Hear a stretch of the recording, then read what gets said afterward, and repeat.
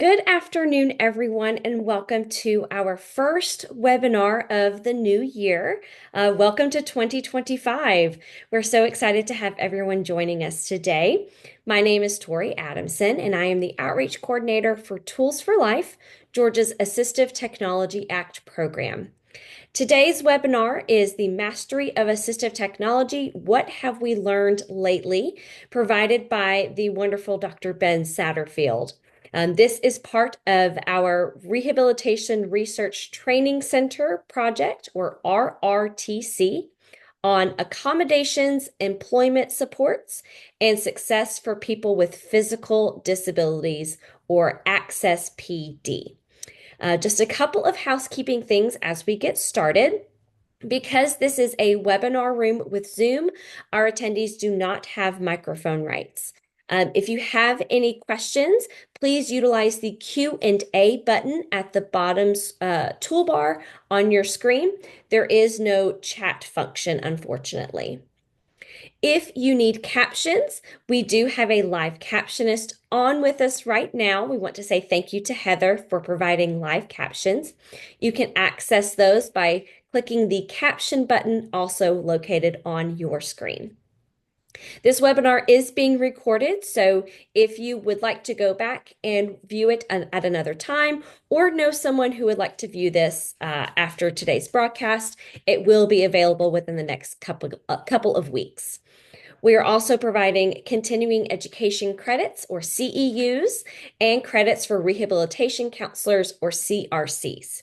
If you would like to receive those, you are going to receive some information on how to access that within the next few weeks. And with that, I'm going to turn it over to Dr. Ben Satterfield to take it away.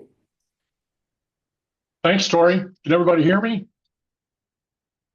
Yes, you're coming through loud and clear. Thank you.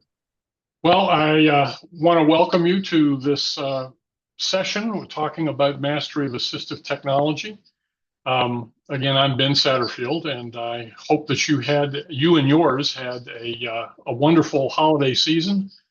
Looks like the winter wonderland that wasn't there on the holiday on the appropriate holiday may be joining us a little late. I don't know where you live, but Atlanta is looking at either Snowmageddon 2 or just a pretty cold rain shower, but we're waiting on the edge of our seats to find out what we're going to get. So wherever you are, I hope you're safe and warm today and that you have a good start to your new year. Just a couple of things to get out of the way at the beginning. I do work at Georgia Tech for the Center for Inclusive Design and Innovation. And we're going to be talking about some research that's been done under the funding from the Georgia Tech Research Institute, and also NIDLR, which is the National Institute on Disability and Independent Living and Rehabilitation Research, which is part of the Administration for Community Living under HHS. So obviously, while they're funding it, the content that's being presented today doesn't necessarily represent the positions of the agencies sponsoring it or the federal government. We're going to spend a little time just introducing what our program's about, talking about what we have learned and what we know currently about assistive technology.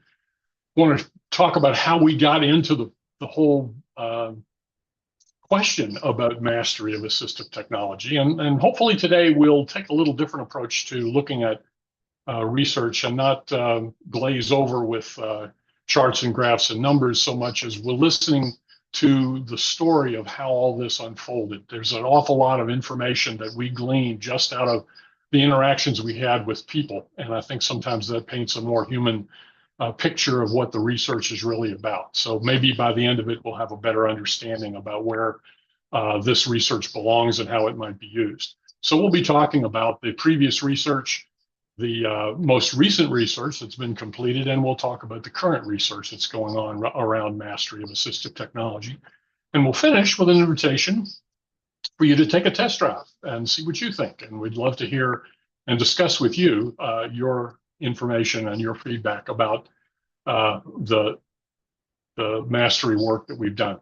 We have a really neat research team. I'm just going to show you their pictures. Basically, I'm not going to go into a lot of detail, but it's a multidisciplinary team from around the Institute, the Georgia Tech team. The people here are top flight, and so we have people from all different areas, as well as part of CIDI, who are part of our team. And it's a pleasure to work with them. They bring a great blend of background and skills and insight, and it's made what we have done pretty exciting to get the perspectives as we have done the research. So, what do we know about assistive technology? Well, I think just to be sure we're all on the same page, assistive technology has been defined for us by the by federal legislation.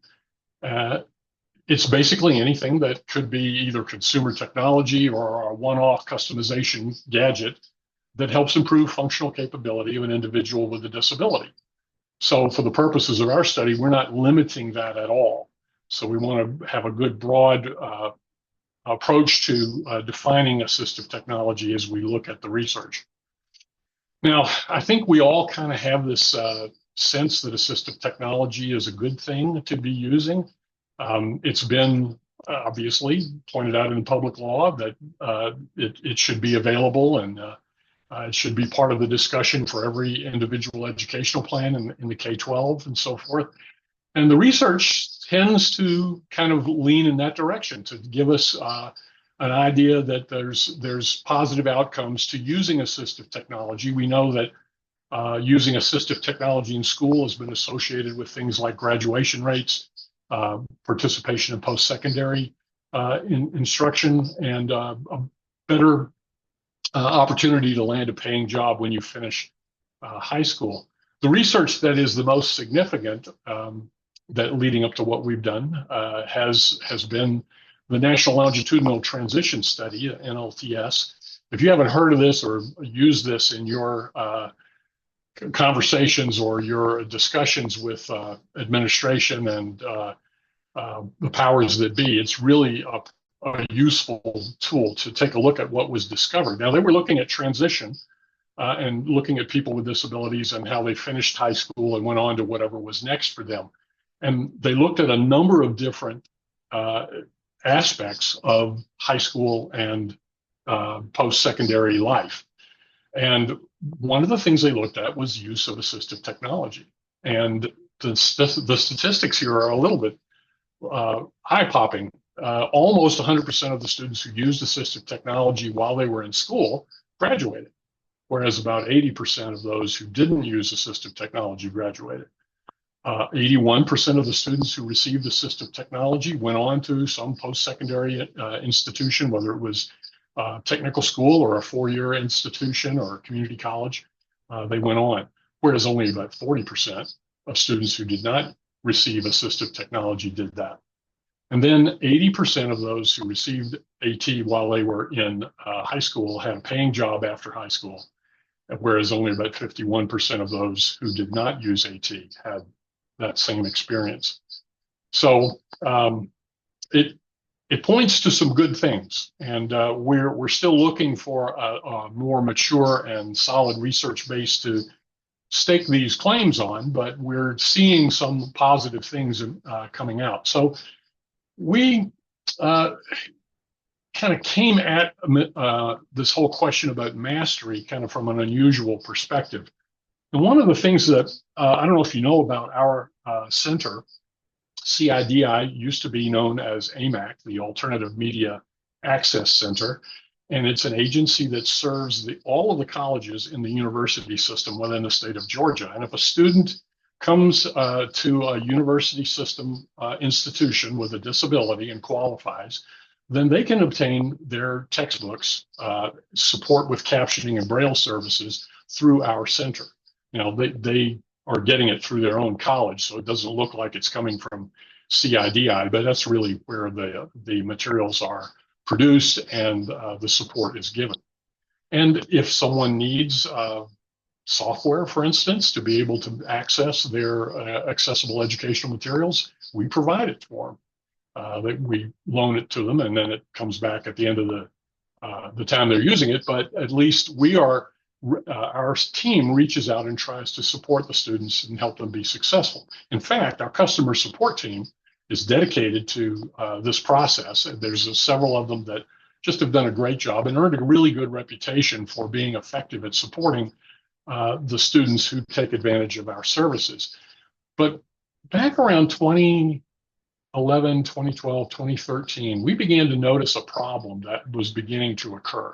We've been providing services, we've been very successful, but then suddenly here come a bunch of students who were not able to help somehow. Um, After we investigated what was happening, we sort of hypothesized that some of the students were coming with some understanding about the technology that they were using, and we were able to help them. But there are other students who seemed to flounder with the technology. They didn't really know what they were getting into. And the team sort of felt like, okay, these guys are coming out of high school where they've had an IEP that governed their instruction. They've had a support network around them to keep them moving and uh, meeting deadlines for assignments and things like that. Now they're in college. They got all this work being dumped on them. They don't have that support network, and here we're giving them one more level. Here's some technology that could really help you, and they don't have any background or any experience to be able to make use of it.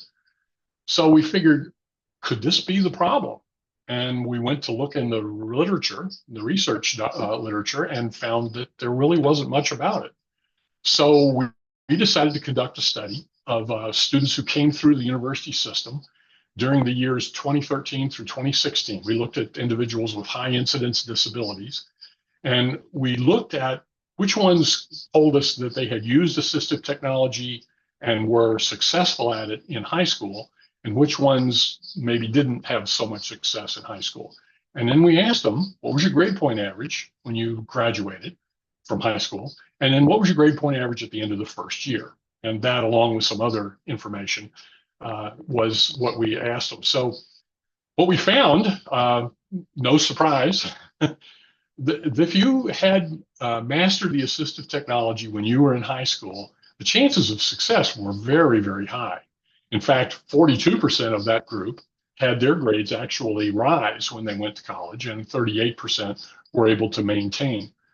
But the students who did not master their assistive technology when they were in high school suffered a very different set of circumstances. And the majority of that group found that their GPA went down when they were in college. And of course, college is different from high school. We know that, and for this group especially. So there could be a lot of factors playing into this. But when we asked the participants what they thought, a large number of them thought it was assistive technology that was making a difference in their grade point average and their performance and their comfort level in high school. So that was one event that spoke into our idea about mastery. There was another relevant discovery that impacted at least my personal thinking about mastery, and that came from observing and working alongside two different individuals at different times in my career, people who were themselves individuals with a disability, learning disabilities. They were very similar in the challenges that they faced, but they were also very successful in their own right. These two individuals both turned out to be administrators at the post-secondary level. They directed large organizations with a lot of employees. They had large, important contracts and budgets to manage and proposals to write. And they were very, very effective in their job. And I just wondered, goodness gracious, how is the technology helping you? And they each took some time and told me and showed me how they did what they did. And I found out that both of them were using the exact same tools, software, and some other tools that they were both using. But when I asked them to show me how they used it, I found out that they used it very differently. And some used one used some features that the other didn't. Some used the feature but applied it differently to the work that they were doing. So it was very fascinating to see how they were doing it and discovering that they each had their own customized approach to it. So we decided to test this observation to see if this was something that all the folks who are mastering assistive technology are doing. So we did a study with a number of high school students who were using assistive technology to help them develop their literacy skills. And we went to a school where they used the same tools across a number of different students.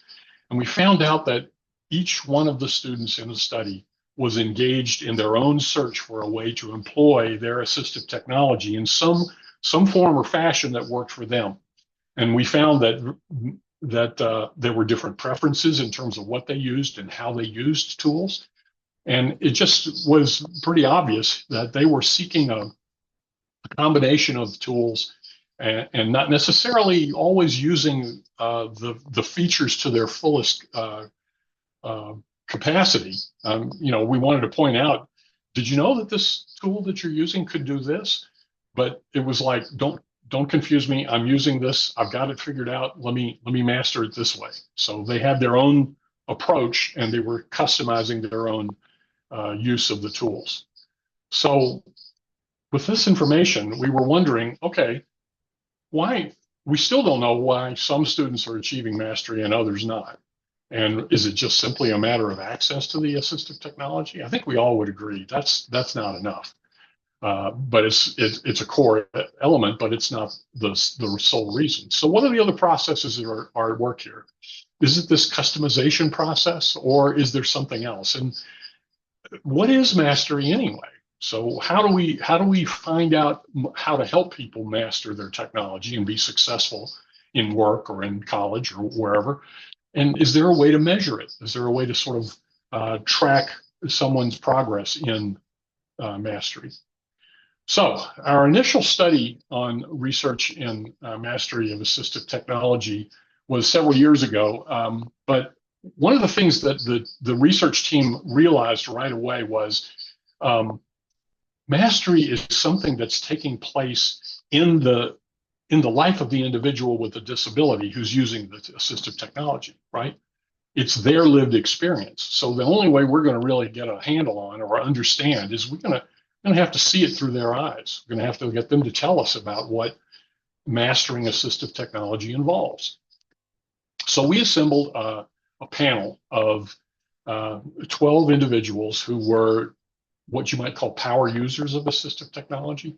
They were people who had a disability, but were obviously very strong in their ability to use assistive technology. Many of them, and we invited a few other practitioners to join them, had helped a number of individuals with disabilities master their technology. So there was a lot of experience in terms of use, but also helping others master and to see what it would take. And so we said, we pulled this panel together and we decided to use a methodology called the Delphi approach, which I don't know if you've heard of this before, but this was developed by the RAND Corporation in the 1950s when they wanted to bring scientists from all around the globe together to talk about, sorry, this is kind of kind of grotesque, but if there was a nuclear exchange, what would be the result and how would mankind survive? So they wanted the experts to talk about that, but they didn't want them talking over each other, and they didn't want to miss anybody's perspectives. So using Delphi has all the panelists remaining remote, and then the information gets shared to the research team. It's repackaged and sent back out to the experts for their consideration. And you use a series of Likert scales to ask questions. And there's actually a scientific approach for measuring the movement toward consensus through that process. So we decided to use that because we didn't want to miss anything that these folks had to say about their journey. And that's what they told us first off. It's a journey. It's something that we are going through as a process.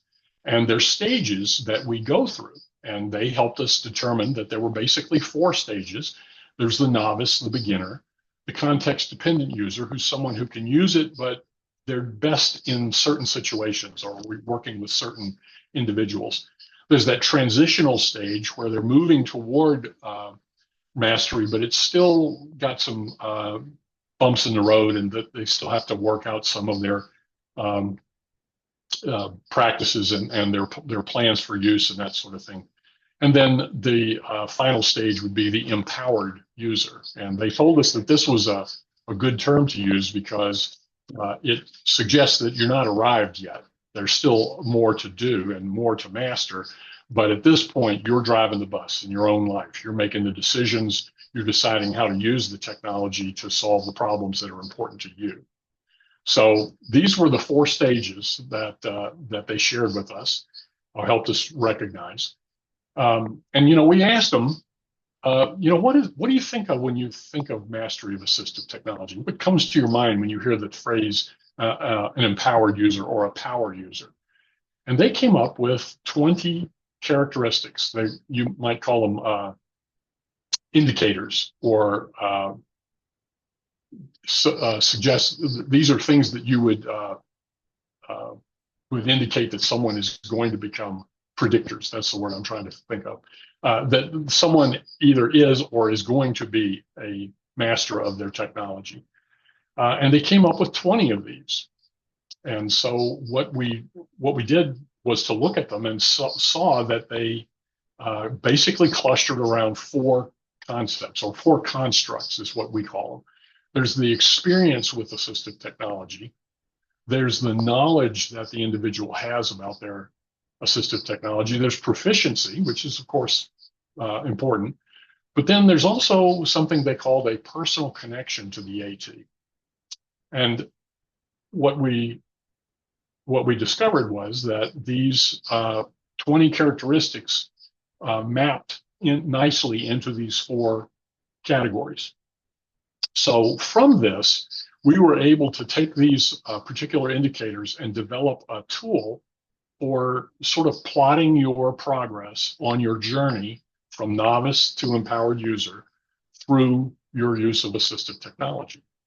And basically, we just asked, this is what the CATM, which is the instrument we came up with, the Continuum of Assistive Technology Mastery, CATM. So it takes the four constructs and takes each one of the 20 factors and says, okay, for this individual, is this person, for this factor, are they at the novice stage, or are they at the context dependent, or are they transitional, or are they the empowered user stage? And basically, it's kind of like a Likert scale.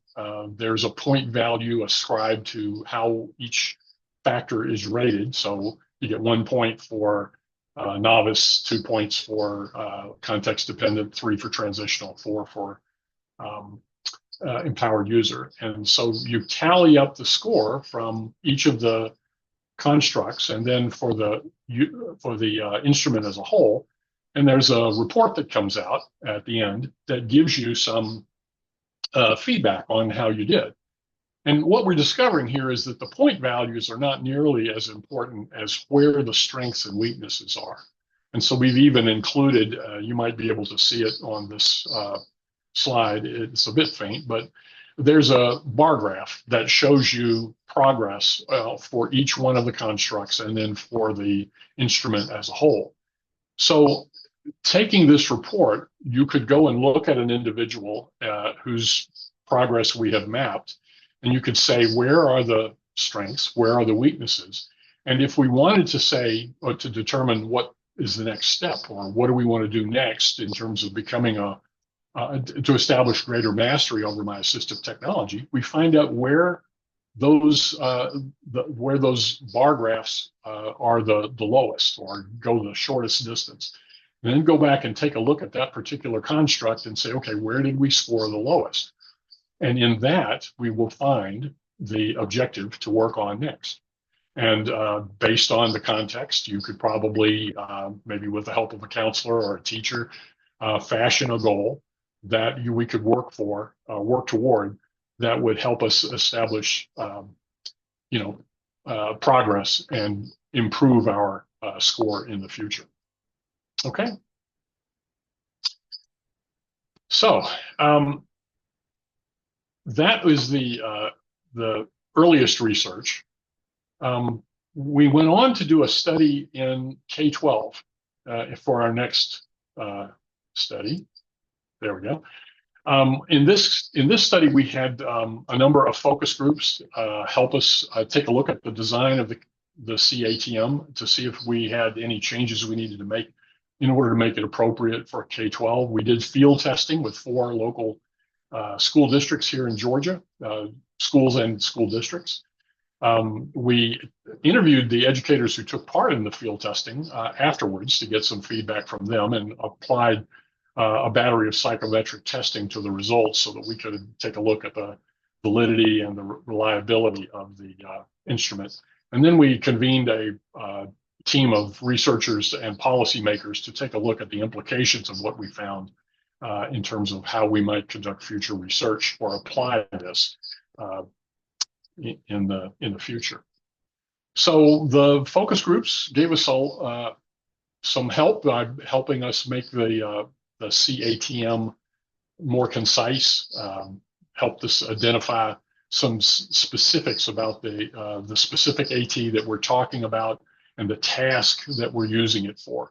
We feel like that's an important piece of when we go to measure progress on assistive technology, to take a look at the AT specifically. It's not a general AT awareness. It's specific to some piece of assistive technology that the individual's using and a specific task that they're applying it to. The field testing produced very positive results on both reliability and validity. And we came away with some really good ideas for future research from this. One of the first things we wanted to take a look at was this fourth construct, the personal connection with AT. You know, most of the research about AT outcomes is largely focused on performance or on proficiency. And there's nothing wrong with that. That's important, and it needs to be part of this consideration. But the original Delphi panel told us that there was something else that needed to be brought into the equation, so to speak. And it had a lot to do with the individual's ability to make the assistive technology sort of become an extension of themselves. And so that they were involved in the decision making, they were involved in the application of the assistive technology for whatever problems. And you know, this was a really novel idea. We wanted to run it by the teachers who were and the educators who were in our study to see if they felt like it was as significant as we did. And they affirmed the relevance and the application, the importance of this personal connection to what is going on with mastering assistive technology. They felt like it had a lot to do with the whole question of AT abandonment. And they pointed out, though, that there are some challenges with it. You know, if it's hard to rate someone if you don't know them very well or if you don't work with them on a regular basis. So sometimes there are assumptions that need to be made that, you know, until we later realize, well, okay, we guessed wrong about this person. But so there are some challenges with this, but this is still an important element, as we'll talk some more in just a minute.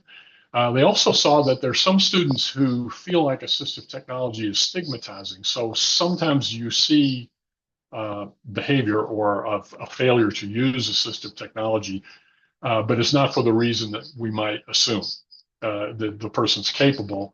It's just that they're concerned about social implications or whatever. So I think you can understand that you have to look at this kind of rating with you know, some understanding about what else is happening or may be happening. Now, the educators in the field test gave us some really good feedback on how the discussions that ensue from the use of the CATM are very, very effective and productive. First of all, because it's user-centric, it's concrete. It's something that helps us frame our thinking and our discussion around what is otherwise a fairly abstract, at least in K-12, topic. Now we can begin to understand whether the problem Johnny has is with, you know, he's bumping up against the ceiling for his intellectual capacity, or are we providing him with assistive technology that's not necessarily supporting the goal that we're trying to achieve? And now we have a means to be able to take a look at that. But the CATM was really helpful in terms of framing questions, guiding discussions, helping to quantify progress, and making the IEP discussions and the other interactions among professionals much more productive.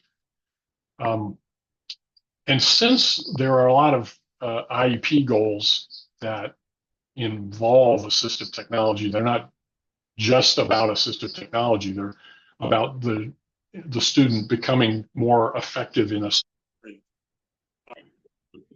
And it's getting colder.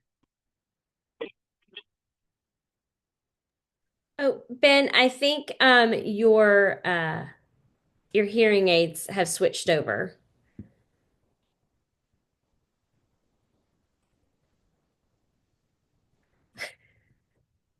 Being able to say where the student is and what's going on, what's next. Hey, Ben, Yes. your hearing aids, I think, may have switched over, and so we lost a little bit of what you were saying earlier. Okay. Give me a second. Okay.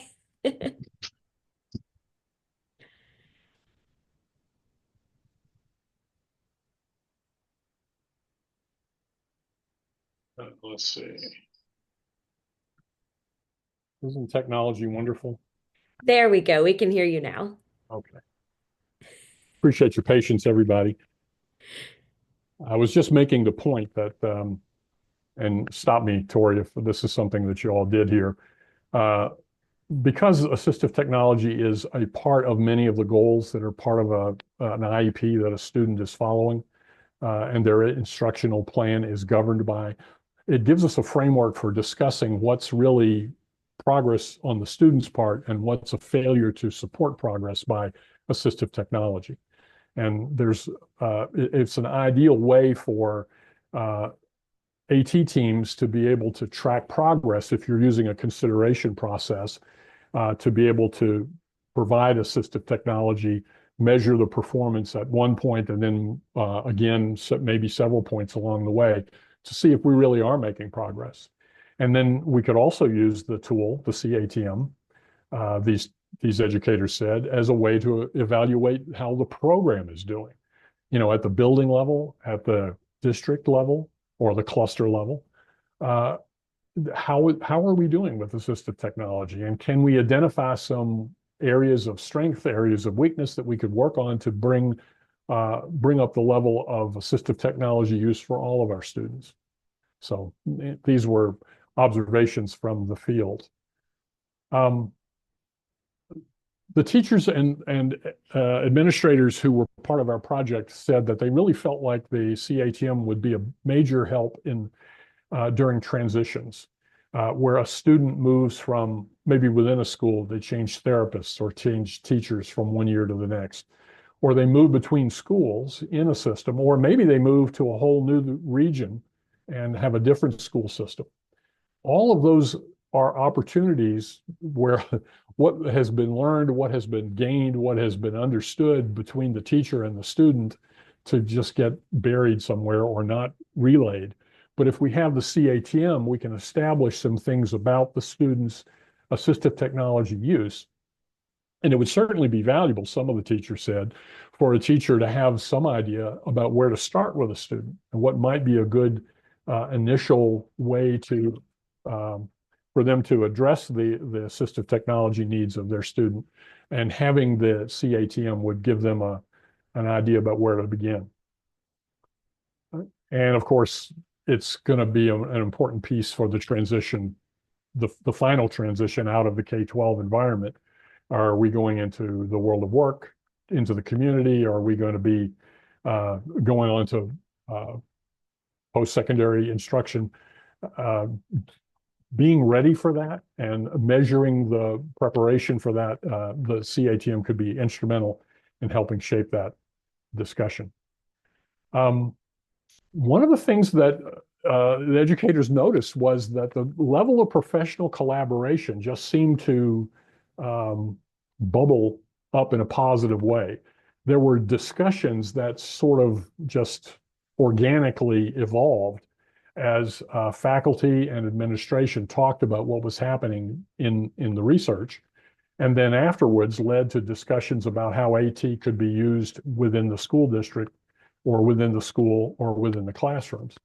So this was, the teachers felt in particular that this was useful because there were administrators who started paying attention to what was going on, noted that it was objective and uh, quantifiable, and were able to say, okay, now we're talking about something I can get my, my head around. Or, up to this point, I didn't have a good handle on what AT was doing, but with this CATM, I can see where this is going. And there was a greater buy-in in the force LEAs that we did the field testing in.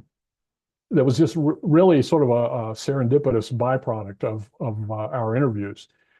Just to see the buy-in that hesitant educators as well as administrators had once this whole discussion was brought about by the CATM.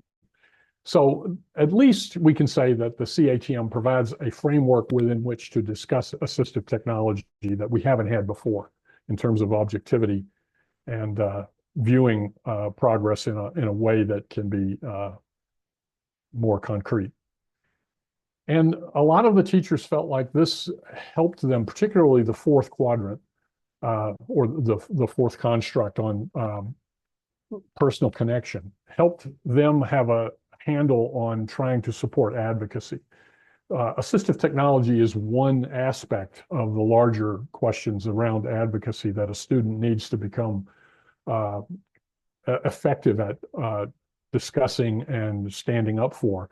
But it's a case study, or it's an opportunity to learn, or it's a practice point where the student can develop some of the awareness of their own level of performance and become a little bit more practical or accurate, authentic about how they're doing and what needs to be done, and be able to make the point about why they need the assistive technology in order to be successful.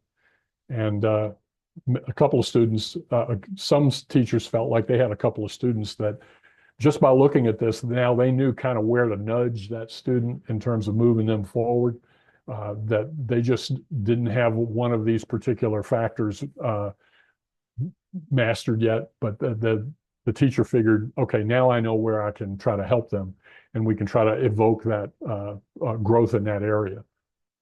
Okay. So I don't know if there are any questions, Tori, if you have any before we move on to the latest research. Sure. We had one come in that asks, there seems to be an underappreciation of Braille in favor of AT. I find that many have the option that universal design is better than accessible design because it gives more people access to the devices and information. Do you think that Braille will become obsolete? How is or will literacy be affected by increasing use of AT? That's a really good question. My sense it's going to take a while before anything changes in the Braille world. It's an effective tool for those who are using it. And there are ways in which we can provide assistive technology tools that function in the Braille environment. But I think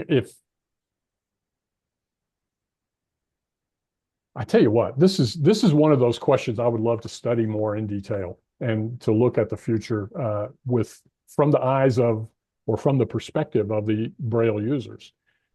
Because I feel like there's some things that they understand about what works for them that it would be presumptuous for me to assume. And I just haven't worked that long in that area. But I know that many of the folks that I have worked with who are challenged with their vision are constantly looking at how to customize the tools that they have and to access tools that work more effectively for them. So I'm not trying to sidestep your question, but I would love to talk with you more about that. We do have plans to take this study. You'll see that we're going in different directions. We've talked about K-12. Next, we're going to talk about people with physical disabilities. But we have plans and have talked to some people about taking this and finding out what we can learn about the process for people who are blind and have low vision.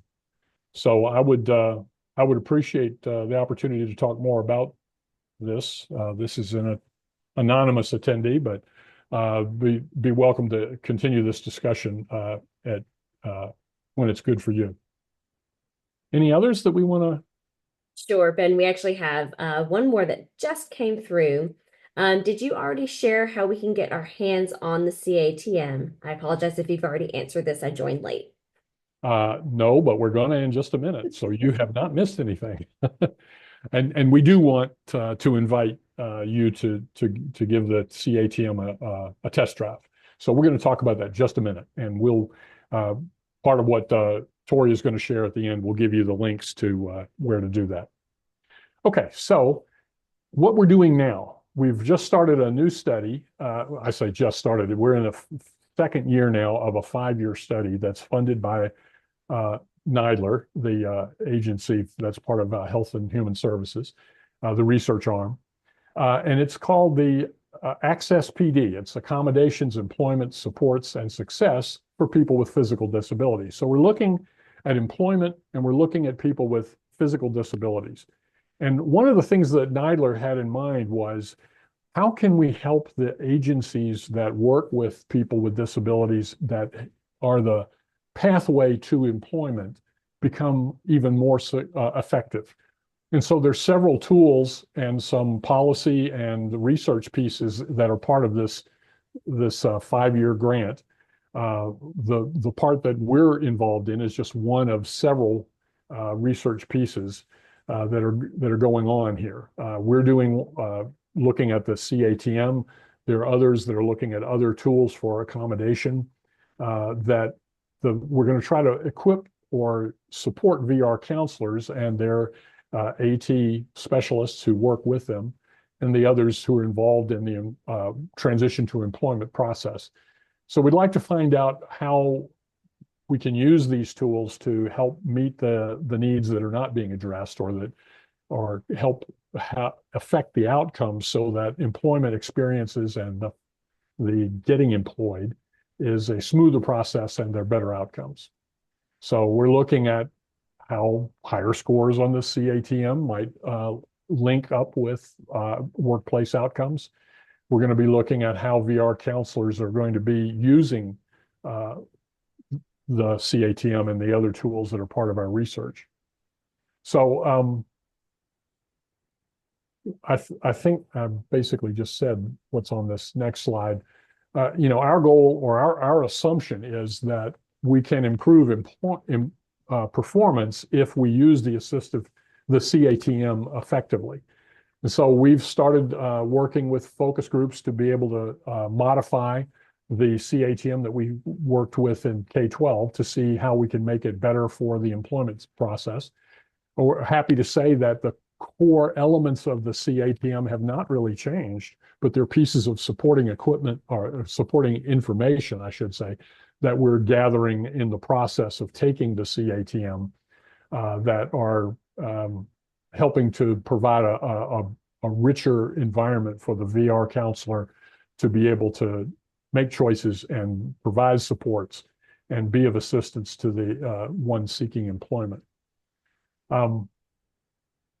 So we're gonna be interested to see next how the VR counselors actually use it, and they're often working alongside AT professionals.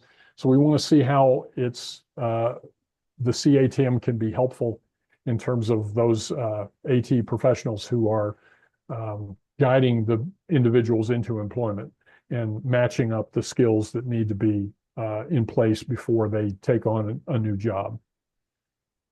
Okay, so let's see, what's next? We're looking at, I think I've pointed out these questions, but one of the things that has come up is, the idea of taking the results of the CATM, the score sheet, and establishing where there is let's say, a low score. For instance, this is a way of looking at the CATM. There's the category of the factor. There's a little description, and then there's a way to identify the novice, the context-dependent user, the transitional user, and the empowered user. But suppose we took the results and provided some basic outlines for a goal and strategy connected with where they scored on the CATM. So for instance, if they scored low on access to AT, we might have a prescription, a suggestion for the novice, and some strategies to go along with that. What we're thinking is that these might be generalized enough so that depending upon the context, the counselor, the AT professional, and the individual could fashion a goal that made sense to them in the context of where they're going next. But that these would be part of the report rather than something that you had to sort of go and figure out for yourself. So that's one of the things we're taking a look at. We're also looking at the study of rater roles. I think I mentioned earlier how some of the educators pointed out that some things are harder to assess when you don't work with this student or you don't work with the individual on a regular basis. In the voc rehab setting, employment seekers are coming cold, to a VR counselor and to the AT professional who works with them. So how can we improve the ability of the rater based on the different roles that they have? Some people are going to get into the nitty gritty real quickly and they'll understand some things about the person they're working with. Some people are looking at this individual from a distance. And so we want to try to figure out ways that there's things that they can look for, indicators that they want to focus on that would help them be a more effective user of the CATM.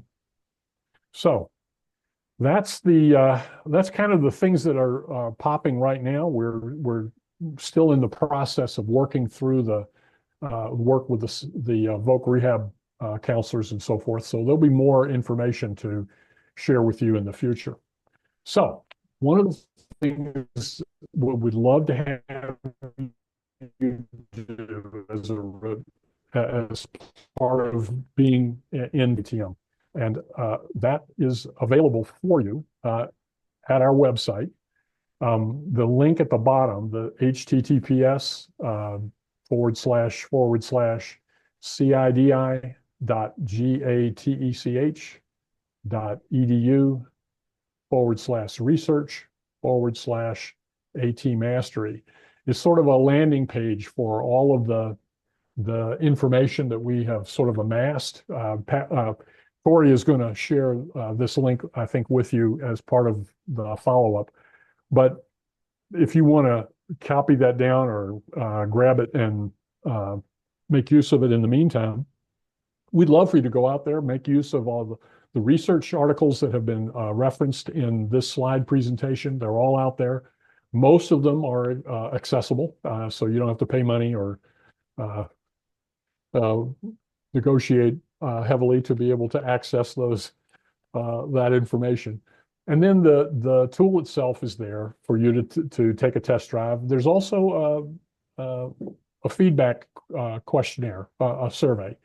And so after you've had a chance to maybe go out there and log in to the CATM, take a personal, like a self-assessment if you want to, just to kind of see how it works. But then get on the survey and give us some feedback about what you think and how maybe there's some questions you want to ask, or perhaps you have some suggestions about ways that we could improve it. We're interested in hearing and discussing all of those.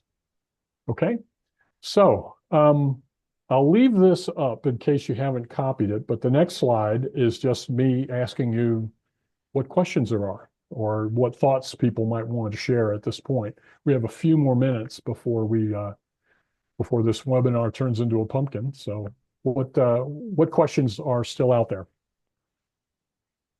So we just got another one that asks, which personnel would you recommend issuing the CATM? The AT specialist, the teacher, the parapro? Who would you recommend? I want to say all of the above. One of the things we found was that really rich discussions ensued from doing this in the round, so to speak, where people evaluated an individual from different perspectives.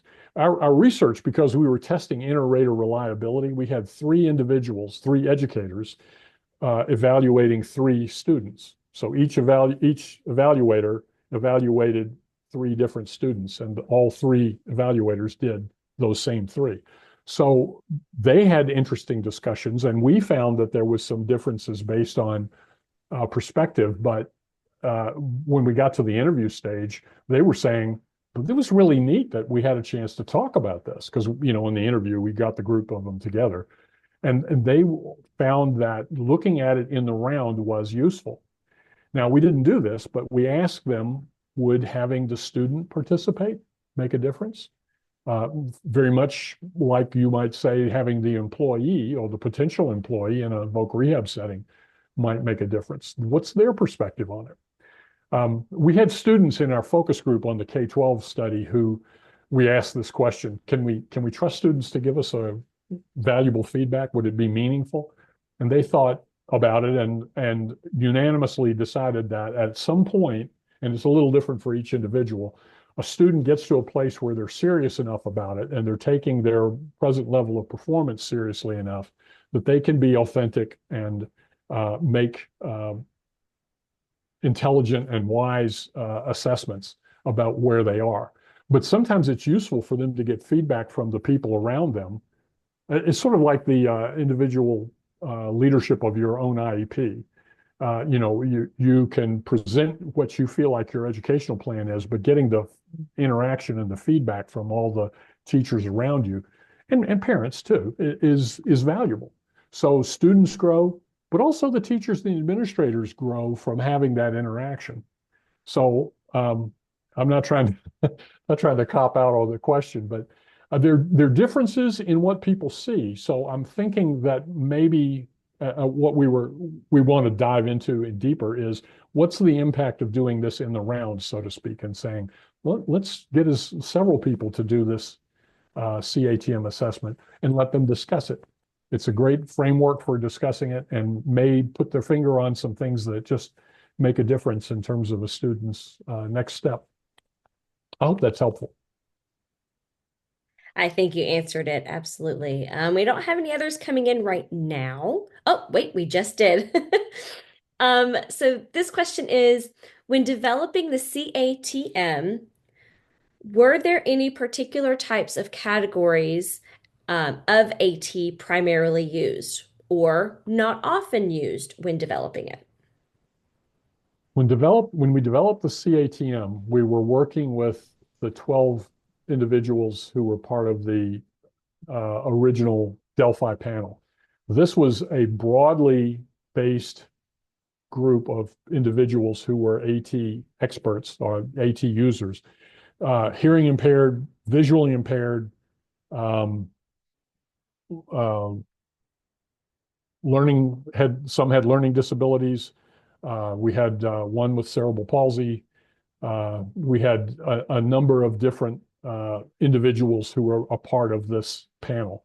So I feel like they all came at it with their perspective of what AT was.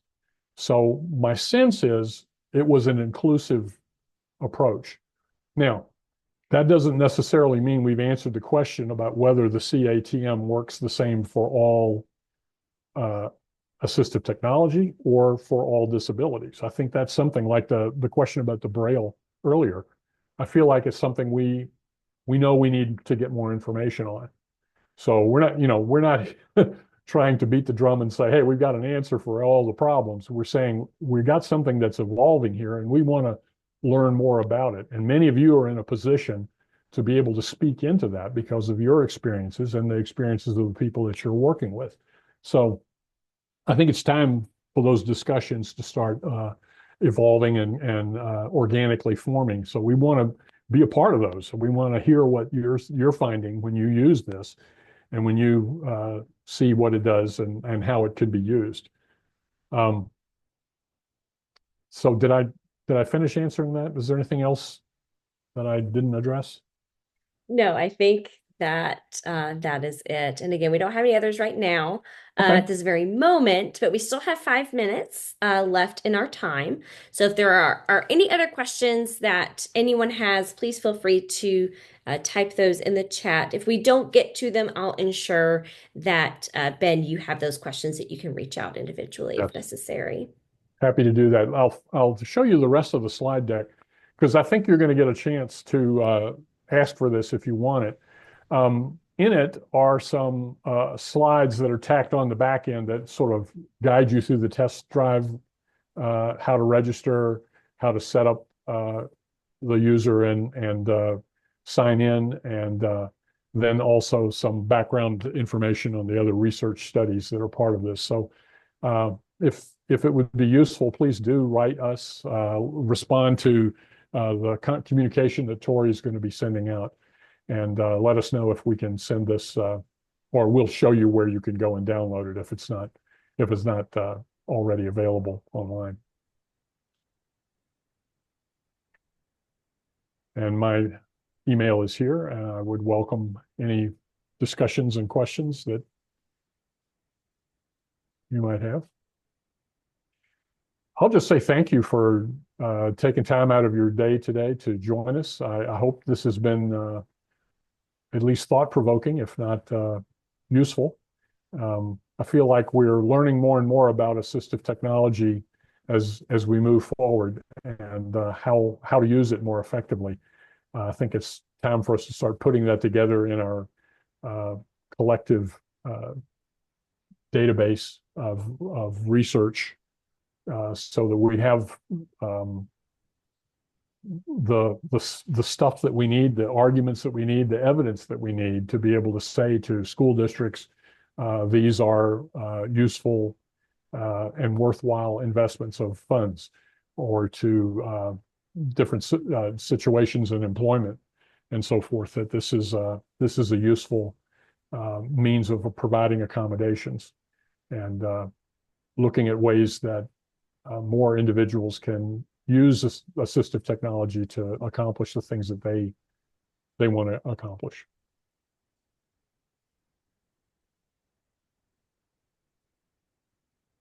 All right. Well, if that is everything, thank you everyone again for joining us this afternoon. Be on the lookout within the next hour or two for an email from me with all sorts of information about today's session, including the links for the website giving more information about the the CATM website that you can check out for yourself as a test drive, as well as a feedback survey that we would love for you to take so that we can make sure that we are building our webinars in a way that people want to see, whether it's certain topics or our presenters or anything like that. And there is also going to be some information in there about how you can participate in our research for the Access PD project. If you have any questions, there will be email addresses included, so you can send messages that way as well. And with that, I think we're going to sign off. Again, thank you so much for joining us, and thank you to Heather for providing our live captions today. And with that, we will sign off. Thank you, everyone. Thanks, everybody.